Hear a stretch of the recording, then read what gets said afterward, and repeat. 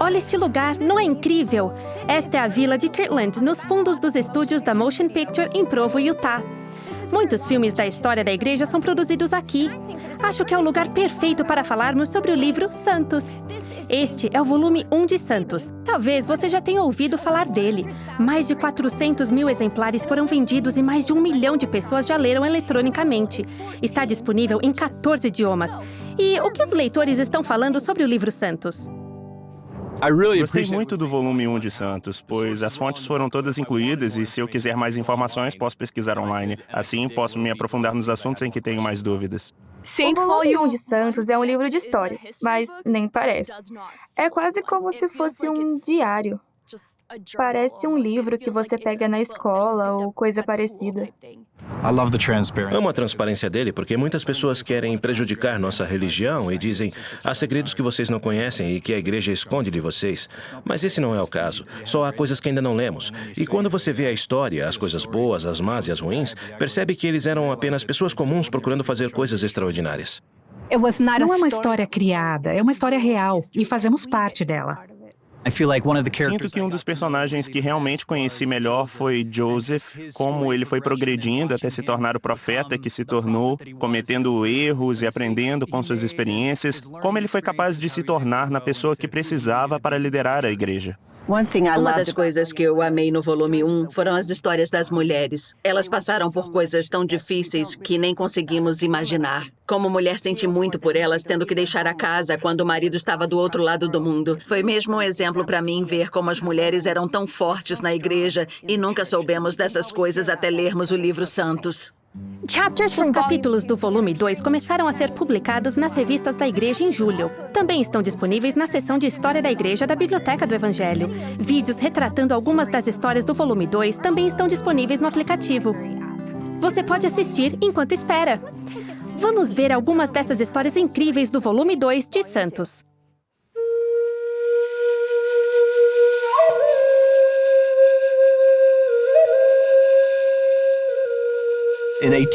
Um verdadeiro marco na história das missões dos santos dos últimos dias aconteceu em 1843, quando Joseph Smith chamou Addison Pratt, Knowlton Hanks, Noah Rogers e Benjamin Grower para uma missão no Pacífico. Até hoje, é com certeza a viagem missionária mais longa realizada na história da igreja. Meus antepassados foram os primeiros pioneiros que receberam os missionários. Esse é um legado que recebi de meus ancestrais.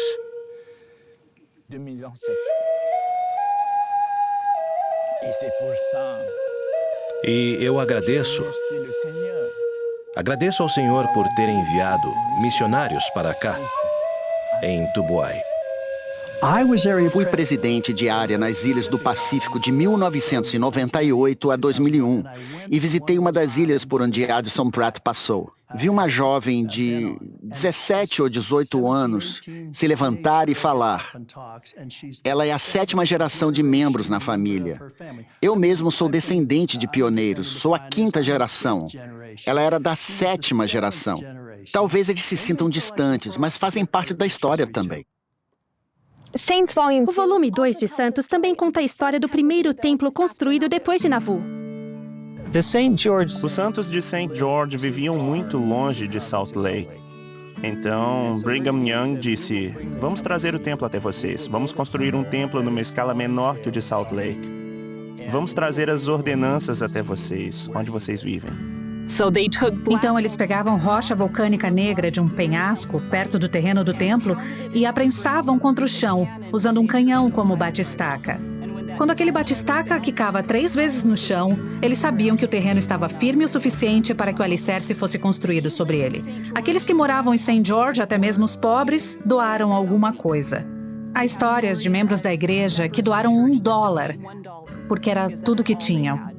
Outras pessoas teceram juntas os tapetes, alimentaram os trabalhadores, fizeram roupas para eles ou só estavam lá para dar apoio. Aquelas pessoas estavam tão animadas com o templo, estavam tão felizes porque o profeta estava aqui para dedicar o templo. Já se perguntou como as várias organizações da igreja surgiram? O volume 2 de Santos também conta a história de Mary Isabella Horn e a fundação da Organização das Moças. Quando a construção da ferrovia estava terminando, os Santos tinham sentimentos contraditórios a respeito dela. De algum modo, é como nos sentimos a respeito da internet hoje. Por um lado, ficamos animados com a tecnologia e as oportunidades de aprendizado e conexão com o mundo que ela possibilita. Mas, ao mesmo tempo, reconhecemos o potencial dessa via de informação de trazer todo tipo de influências para dentro de nosso lar e de nossa vida. Aquilo deixou Brigham Young realmente muito preocupado. Então ele designou Mary Isabella Horn para liderar o que ele chamou de movimento de comedimento, para dar às mulheres uma base firme naquilo que realmente importava. E eles precisavam que as moças fizessem parte daquele movimento. Se você quer mudar uma cultura, precisa convidar os jovens. E as moças têm um papel essencial na mudança da cultura. Santos conta histórias conhecidas como as missões na Europa e outras que talvez você nunca tenha ouvido, como a das mulheres de Utah que foram as primeiras a votar no país. Conta histórias inspiradoras como o resgate dos carrinhos de mão e histórias trágicas como o massacre de Mountain Meadows. Depois do intervalo, saiba por que a igreja está publicando o livro Santos agora e de um modo tão transparente.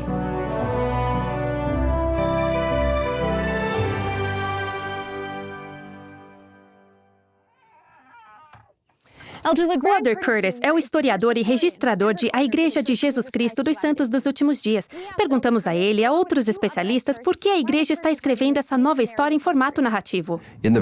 Na reunião em que a igreja foi organizada, em abril de 1830, o Senhor disse: "Eis que um registro será escrito entre vós." Santos é a história de pessoas comuns tocadas pelos céus. E se você parar para pensar, essa é a nossa empreitada. Essa é nossa jornada aqui.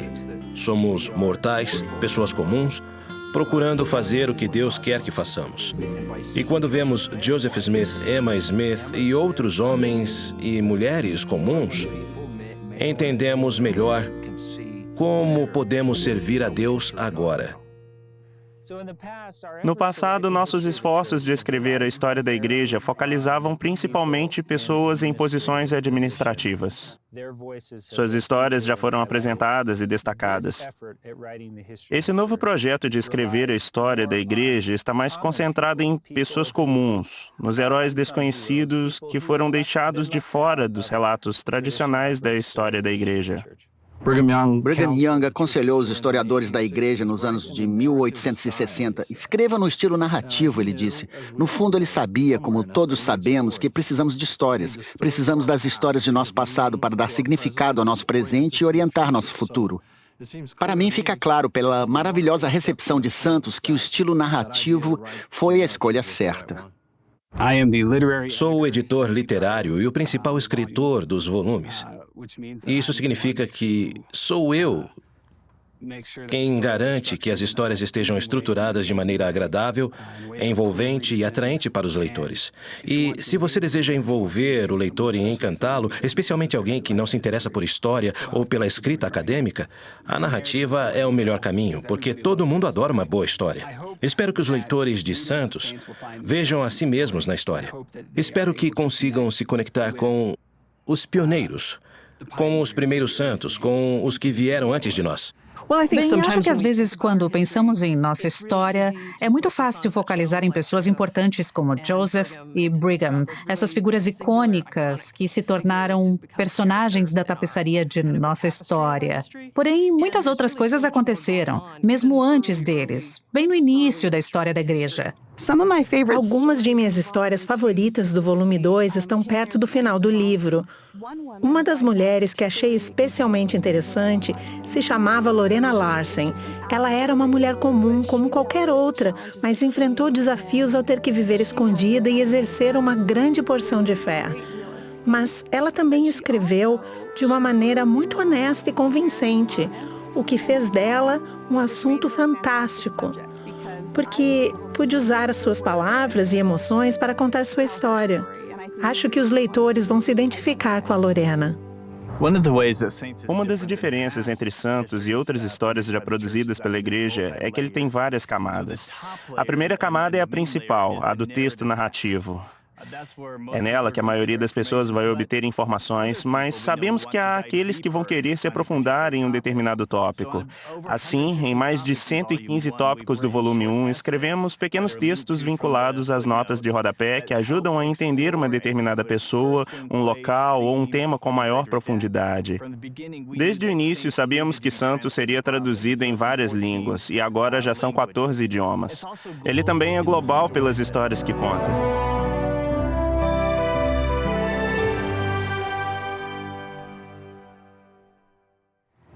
É preciso uma equipe para criar todas as ferramentas, os tópicos e os recursos incríveis que compõem o Projeto Santos.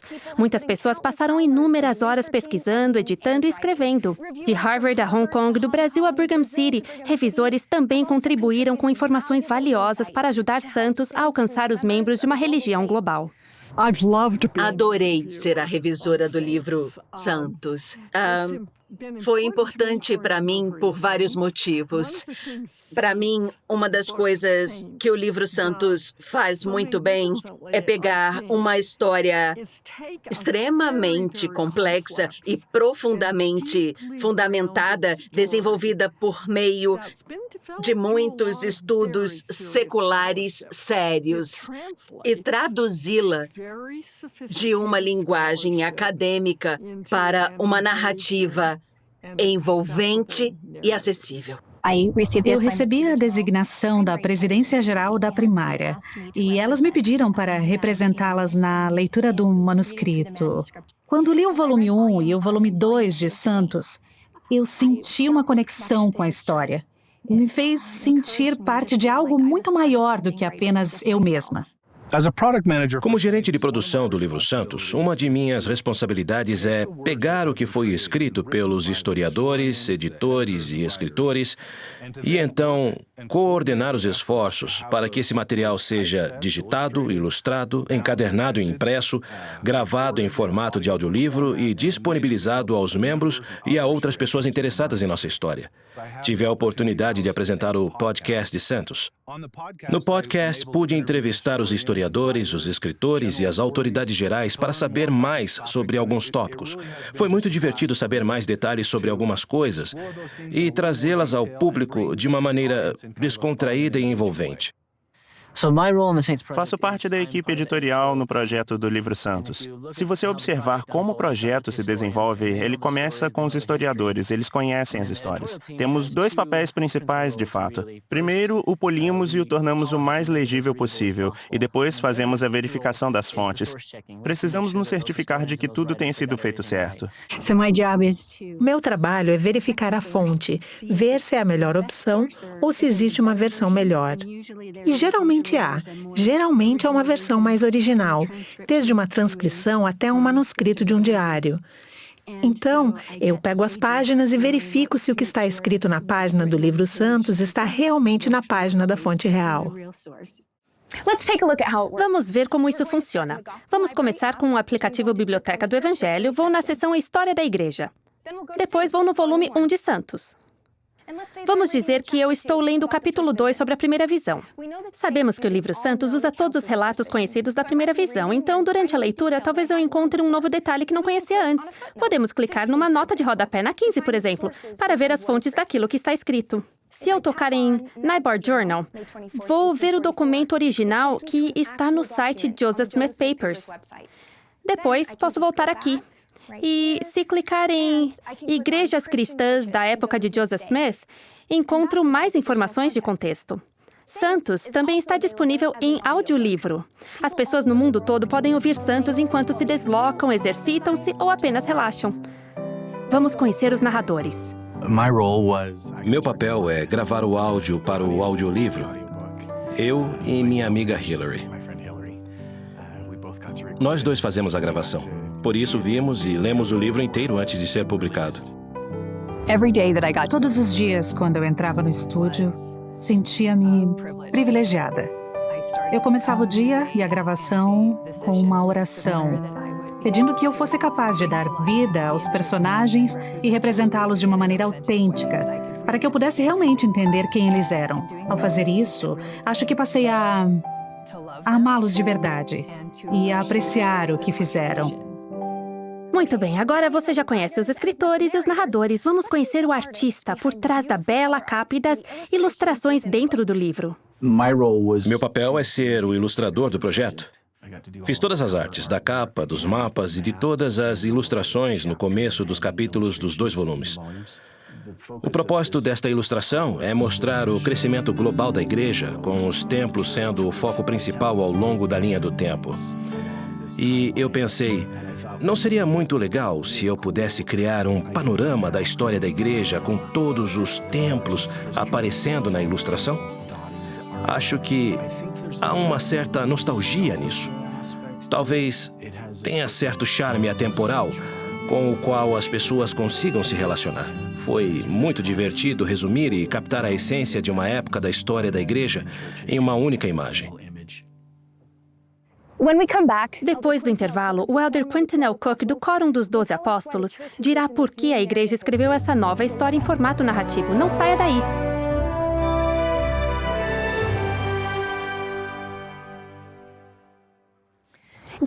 Você sabia que as mulheres de Utah foram as primeiras a votar nos Estados Unidos? Sabia que os índios Shoshone ajudaram a construir o templo de Logan, Utah? Já pensou nos desafios da poligamia, tanto para a igreja como para as famílias que a praticavam? Essas e outras histórias estão incluídas no volume 2 de Santos, que em breve será publicado. Um aspecto da história da igreja que espero que todos os membros ao redor do mundo conheçam é o fato de que as mulheres de Utah foram as primeiras no país a exercer o direito de voto. E por que isso é importante? O sufrágio é um exemplo de mulheres sendo tratadas como cidadãs plenas e de mulheres que se consideravam cidadãs plenas, levando a sério sua capacidade de participar da sociedade e de tornar a sociedade um lugar melhor. Nosso chefe Shoshone Sagwit foi informado por 3 homens, os quais apareceram a ele em um sonho, que havia um Deus entre o povo mormon e que ele precisava enviar alguém para Salt Lake, e lá seria dito o que ele deveria fazer. Para encurtar a história, um missionário de Ogden foi enviado à nossa tribo ao norte de Corrine, Utah, e depois de ensinar o evangelho por alguns dias, ele converteu e batizou 102 de nosso povo no Rio Bear. Depois que nos filiamos à igreja, eles estabeleceram o povoado de Washakie para nós. Minha avó me disse que, após a conversão, nosso povo exercia fé como uma criança. Sei que fomos dizimistas integrais. Dedicamos mais de 1000 horas para construir o templo de Logan. Nosso povo ia com frequência ao templo e fazia no Rio Bear o trabalho a favor dos falecidos. Quando a prática do casamento plural foi anunciada, eles estavam aqui em Utah, relativamente isolados. Então, demorou um pouco para surgir a controvérsia. Porém, nas décadas seguintes, o governo federal aprovou uma série de leis cada vez mais duras ou punitivas contra o casamento plural e começou a aplicá-las agressivamente. Em 1890, quando o presidente Woodruff anunciou o manifesto que levou ao fim do casamento plural, eles estavam diante de uma escolha muito simples. Poderiam continuar a praticar o casamento plural, mas se o fizessem, perderiam os templos, porque o governo ia confiscar todas as propriedades da igreja, inclusive os templos. E isso interromperia o trabalho de salvação para os mortos. A verdade nem sempre é boa. Às vezes é boa e às vezes é ruim. A verdade é o conhecimento das coisas como são, como foram e como serão. Ensina-nos doutrina e convênios. Há coisas que podemos aprender com eventos terríveis, como o massacre de Mountain Meadows. Uma das lições que aprendi ao estudar esse assunto foi que quando as pessoas se reúnem em conselhos e confiam na sabedoria coletiva do grupo, elas geralmente escolhem o que é certo. Mas quando desconsideram as decisões do conselho e tomam decisões individuais, geralmente fazem escolhas erradas. Joseph Smith e os líderes subsequentes da igreja explicaram que o zelo sem conhecimento não é uma virtude.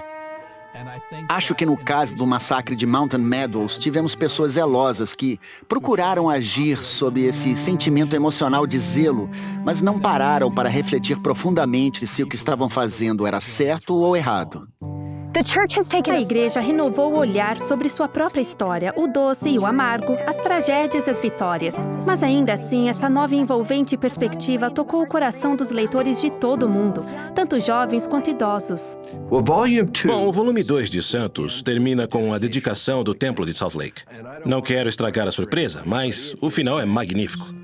Pense em todos os desafios relatados nesse volume, desde a expulsão dos santos de Nauvoo e a travessia das planícies.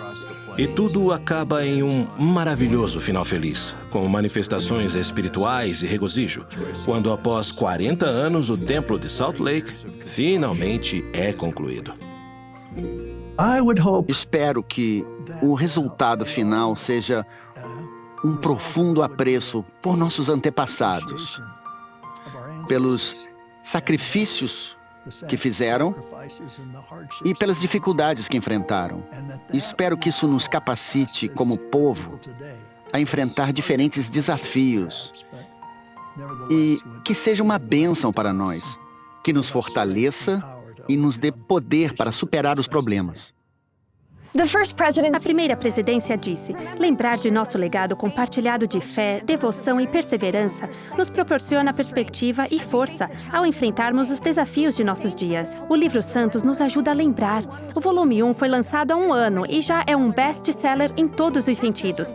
Alguns capítulos do volume 2 estão agora disponíveis online e nas revistas Ensign e Liahona.